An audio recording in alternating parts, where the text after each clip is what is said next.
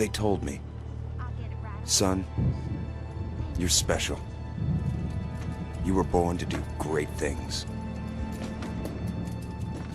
You know what? They were right.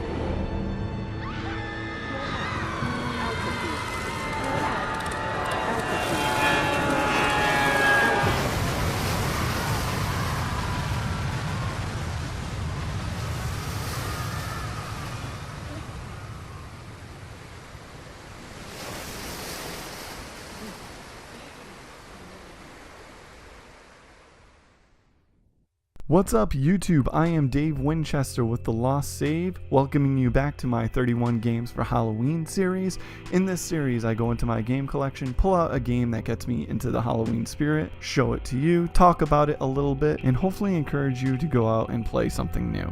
The game we're going to be talking about today is definitely a game that most of you have played, but I always like taking a look at these games because it's probably been a while since the last time you played it, so might as well show it to you again. What's that game? Bioshock. Now, they actually just came out with a remastered collection of the Bioshock games last year for the PlayStation 4 and Xbox One, and I believe even PC. So if you want the definitive version of it, I would suggest picking that up. But today I'm just showing you a little bit of footage from my Xbox 360 playthrough, just because I had it lying around and it was a lot easier than having to go load up the new game and start from scratch again. So what is Bioshock? Well, for those of you that don't know, it's one of the best first-person shooters probably all of last decade. You play as a character who gets stranded in this underwater utopia, which I believe it actually takes place in like the 1950s, around that era. And in this utopia, people have genetically modified themselves to be better than human. Some of them can shoot fire out of their hands or have extra abilities of some kind. And while you're stranded down here, you end up trying to help this man kind of get revenge for what happened to him and his family.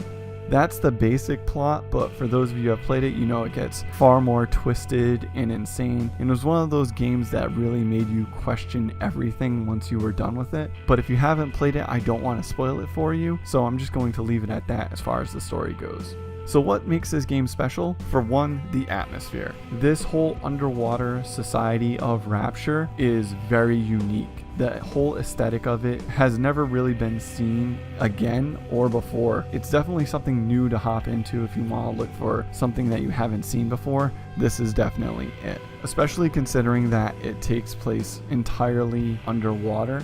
So when you look out a window, you're not seeing a city or more people, you're just seeing the depths of the ocean, which I think is one of the craziest parts about the game. Not only is the environment unique, but the gameplay mechanics were very unique at the time. You actually got to use these things called plasmids, which were genetic alterations that would make you do crazy stuff like shoot fire out of your hands or use electricity or telekinesis. And these things played into every aspect of the game. So some puzzles you needed the flammability. Like if you wanted to burn down a wall of ice, you would snap your fingers, the flames would come up, break down the wall of ice. If you wanted to, let's say, electrocute an enemy that was standing in water, if you shot the water with your electricity plasmid, then that would electrocute them and save you a lot of trouble, especially if there are multiple enemies in the water. And that was something that really had never been done before, so seeing it in this game blew my mind for the first time.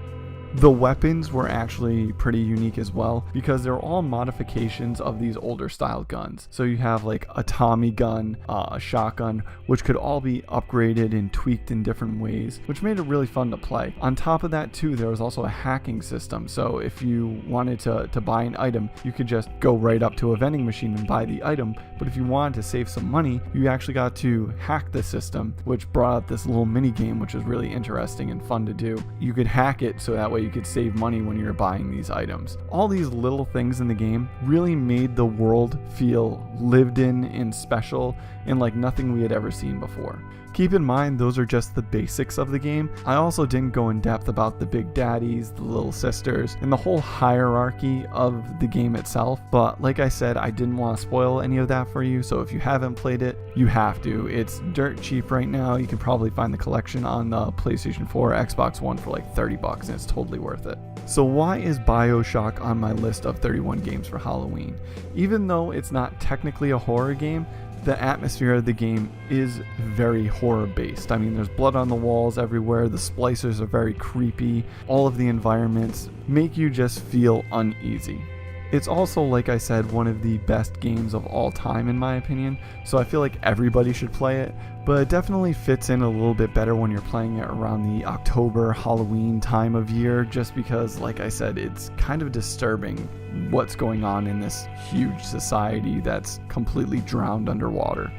So that's going to be it for this video. If you liked it, you can click the like button. If you hated it, there's always the dislike button. Either way, hopefully you leave a comment in the comment section down below and let me know what you think of it. If you want to see more of my videos, you can subscribe and even click the notification bell if you just want to be notified when my videos go live. There's going to be a new video for this series every single day throughout the entire month of October, so make sure you check back in tomorrow. And until then, I'll see you next time. I am Andrew Ryan, and I'm here to ask you a question. Is a man not entitled to the sweat of his brow? No, says the man in Washington, it belongs to the poor. No, says the man in the Vatican, it belongs to God. No, says the man in Moscow, it belongs to everyone. I rejected those answers. Instead, I chose something different. I chose the impossible. I chose Rapture. A city where the artist would not fear the censor, where the scientist would not be bound by petty morality, where the great would not be constrained by the small.